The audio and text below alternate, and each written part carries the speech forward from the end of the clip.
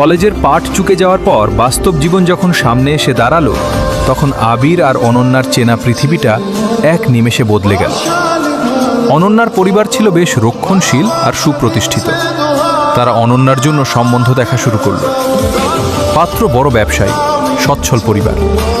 অন্যদিকে আবির তখন একটা ছোট্ট চাকরি খুঁজছে আর নিজের পায়ে দাঁড়ানোর জন্য আপ্রাণ লড়াই করছে। অনন্যা যখন তার পরিবারকে আবিরের কথা জানালো, তার বাবা পরিষ্কার বলে দিলেন, একটা বেকার ছেলের হাতে আমি আমার মেয়ের ভবিষ্যৎ তুলে দিতে পারবো না।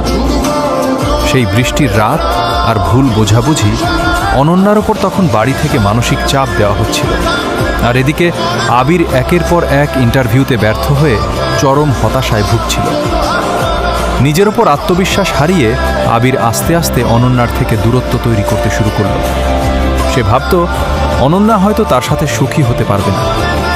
একদিন এক তুমুল বৃষ্টির রাতে পার্ক স্ট্রিটের একটা ক্যাফেতে দুজনের দেখা হলো। অনন্যা কেঁদে কেঁদে বলল, আবির, তুমি একটা কিছু করো, ওরা আমার বিয়ে ঠিক করে ফেলছে, তুমি চুপ করে আছো কেন? হতাশা আর তীব্র অপরাধ বোধ থেকে আবির সেদিন একটা কঠিন সিদ্ধান্ত নিয়ে ফেলল। অনন্যার হাতটা ছেড়ে দিয়ে খুব ঠান্ডা গলায় বলল, অনন্যা, বাস্তবটা মেনে নাও। আমার সাথে থাকলে তোমাকে শুধু কষ্টই পেতে হবে। তার চেয়ে বাবার পছন্দের ছেলেটাকেই বিয়ে করে নাও। আমি তোমাকে মুক্ত করে দিলাম। এক বুক শূন্যতা অনন্যা সেদিন আবিরের চোখের দিকে তাকিয়েছিল।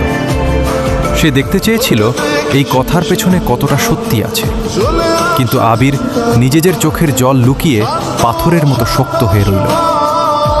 অনন্যা আর একটা কথাও না বলে কাঁদতে কাঁদতে ক্যাফে থেকে বেরিয়ে গেল। সেই রাতের পর থেকে দুজনের যোগাযোগ সম্পূর্ণ বন্ধ হয়ে গেল।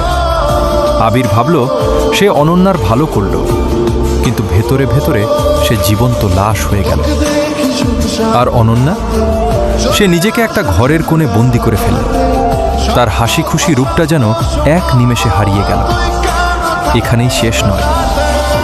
আবির কি সত্যিই অনন্যাকে ভুলে যেতে পেরেছিল, নাকি এই দূরত্ব তাদের আরও